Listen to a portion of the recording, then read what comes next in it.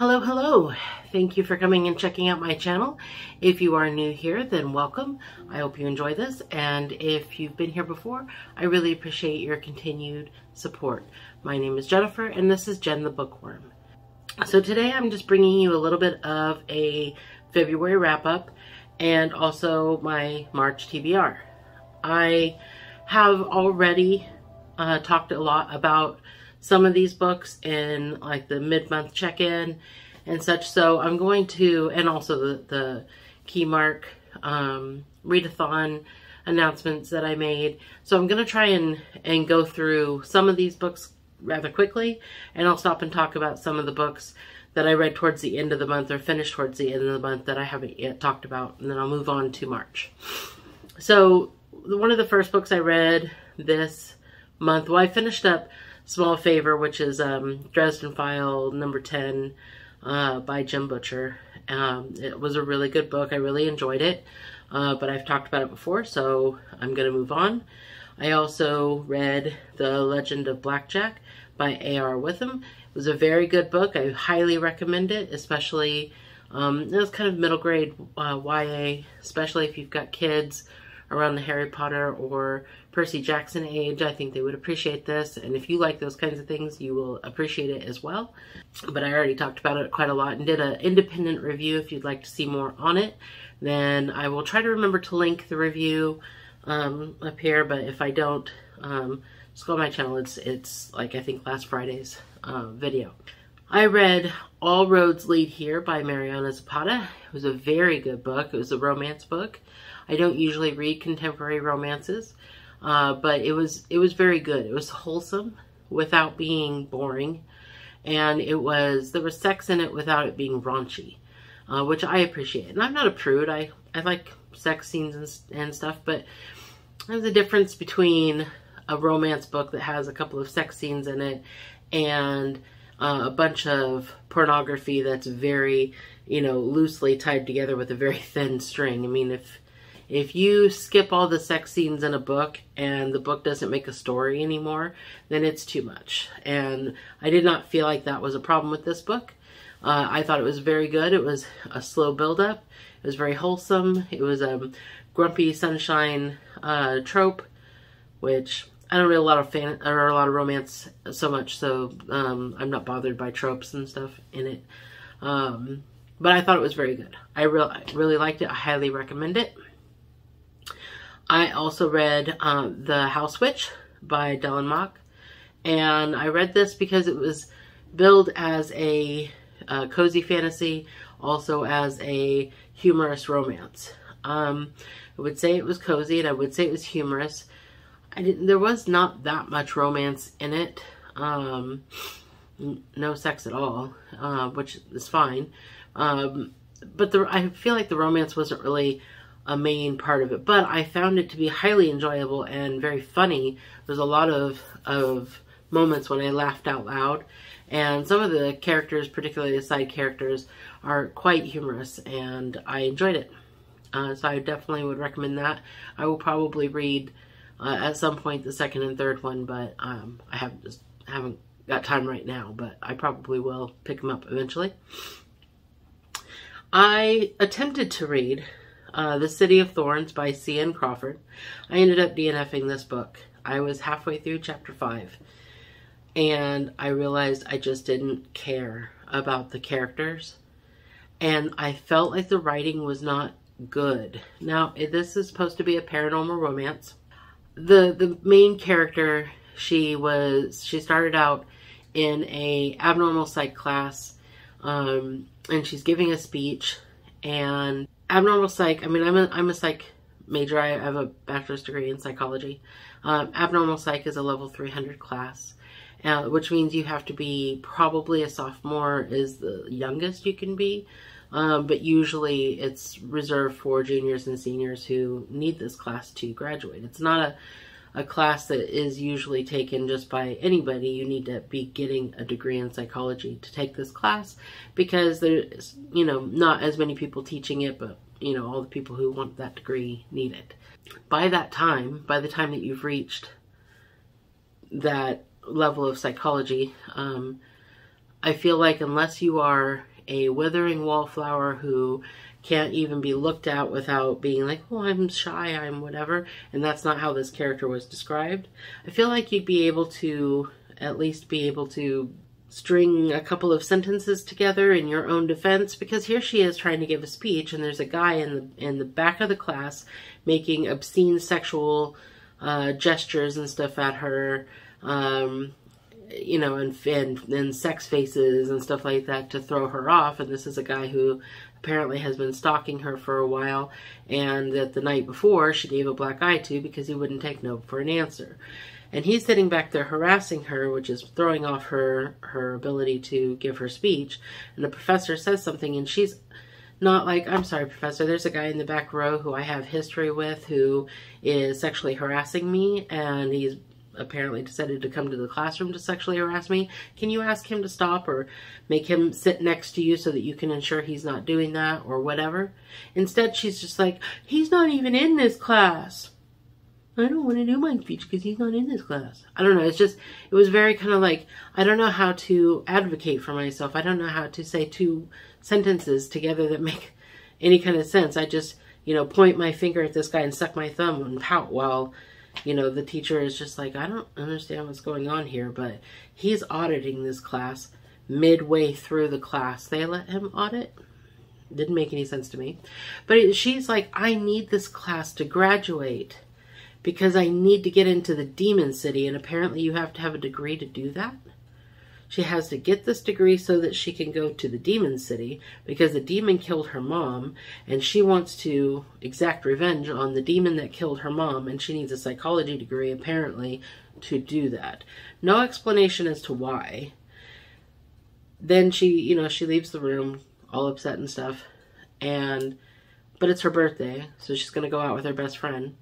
Then she goes to a nightclub with her friend and meets up with a demon. Well, she doesn't meet up with him, but he walks in. It was a demon that her and her friend was just talking about, because she's like trying to get information about the demon so she knows which one that she needs to go and kill. And this demon walks in. Now, of course, all the demons are beautiful, and there's an instant love-hate attraction thing going on between. It was not well done. And about this point when she's just like, oh, I don't like him, but I do like him, and I'm just like, okay, I don't understand and I don't care. And I'm like, I don't care. So that's what I DNF'd it. I didn't care about it. I didn't think it was well written. Read it at your own peril. City of Thorns by C.N. Crawford, but I don't recommend it.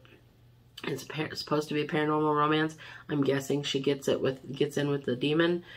But it sounds like there was so much emphasis on sex. Not necessarily the act of having sex, but all the other things that can surround it. I'm guessing it's going to be really sex heavy towards the middle to latter part of the book. But I just couldn't do it. And the main the demon that she was going to be in a relationship with was named the Lord of Chaos, and I don't know if he had another name, but that just seemed a little ridiculous. Mr. Lord of Chaos, or what would you call him? You know, so no. Another book that I read this month that I am a part of the big read along for A Song of Ice and Fire, and I read A Clash of Kings by George R.R. Martin. I finished it on the 28th. So, I mean, I finished it with minutes to spare. But I did finish it within February. I gave it a 3.5. I've been told that I'm not allowed to give it that.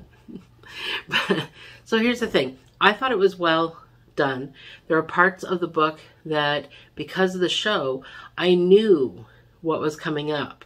Or I knew something that the characters didn't. But just listening to and reading, because I did both listen and read, just experiencing how the character was experiencing it, I was still kind of tearing up and stuff in the appropriate places.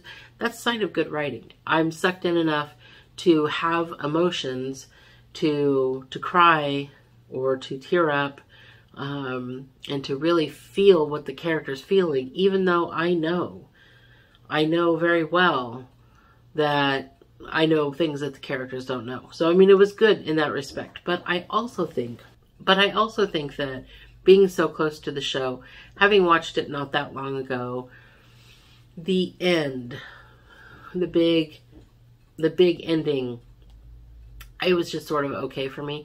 And I think that was just all the surprises had been sort of spoiled for me already. Not spoiled, but I mean, I watched the show, and I'm trying to read the books so I can get from the books the things that are different from the show, and there are some significant differences, some character interactions that happen in the show that don't happen in the book, because in the book you can have a lot more characters, and in the show you kind of have to condense some things, and so I'm reading these books for those differences, but sometimes some things are so similar to the show that I feel like maybe I am getting bored. But it's not the book. It's not because of the writing. It's not because of the book. I really think it's a me thing and rather than a book thing. But I did read it. I'm excited that I was able to, and happy to be going on with this read along. I am enjoying myself. I would recommend the book. Another book that I'm reading, and I haven't finished it, but I'm sort of reading it in between other things. It's called The One World Schoolhouse by Salman Khan. He did Khan's Academy, created it. And this is kind of about why he created Khan's Academy, what fed into that, and a little bit of a examination of our school system in the United States, how it's set up, and how it came to be that we have this system the way it is, where it came from. It's very interesting, particularly for someone. I'm preparing to homeschool my daughter, so having some of these insights into what's not working in our public school system, why it's not working, what it's derived from, and what maybe I can do differently when I'm homeschooling her is all interesting. I haven't finished it yet. I'm about halfway through it. I'm kind of taking my time with it. I'll continue it through March. But that's really what I read in February. Sorry, if I'm cutting quite a lot, it's because I have a tickle in the back of my throat. Really need to bring some water up when I'm filming because I'm struggling here. I'm coughing a lot and I don't want to cough on camera. So for March, my TBR is going to be somewhat fluid. I have kind of something coming up this month that I think is kind of exciting.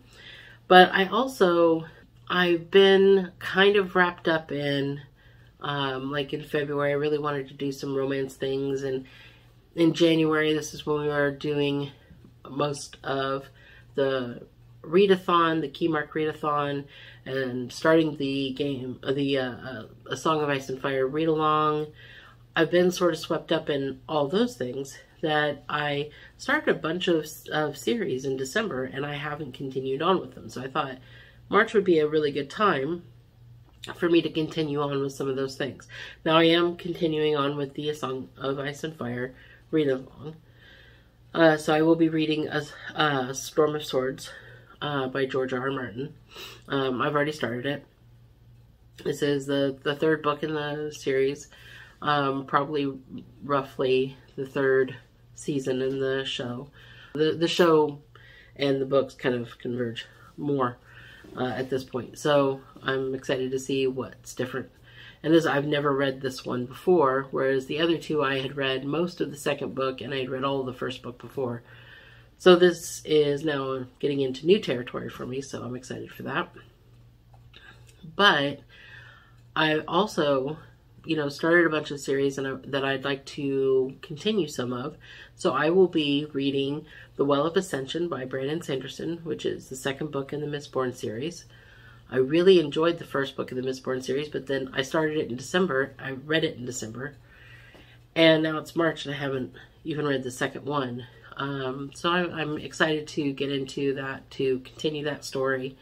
I also really want to continue on with The Faithful and the Fallen. So I will be reading Valor by John Gwynne this month.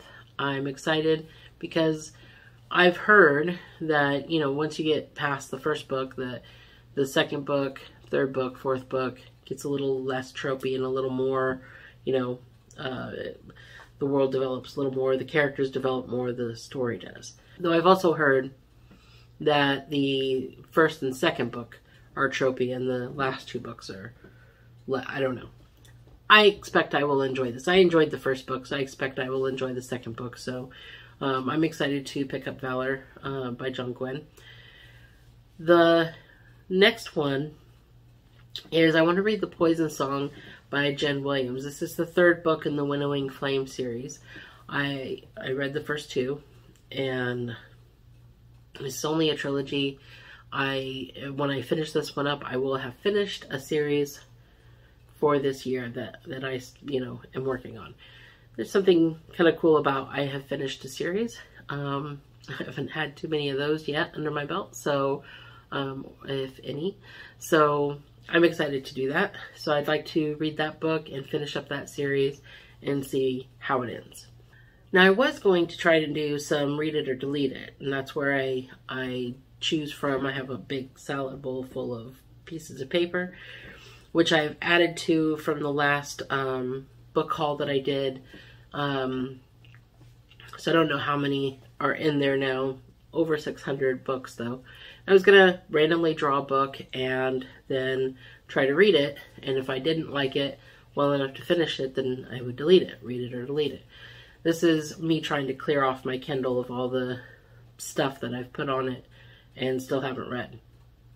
And I may still do a read it or delete it. I meant to do one in February, but the weekend, literally the weekend that I was going to do it, I got COVID.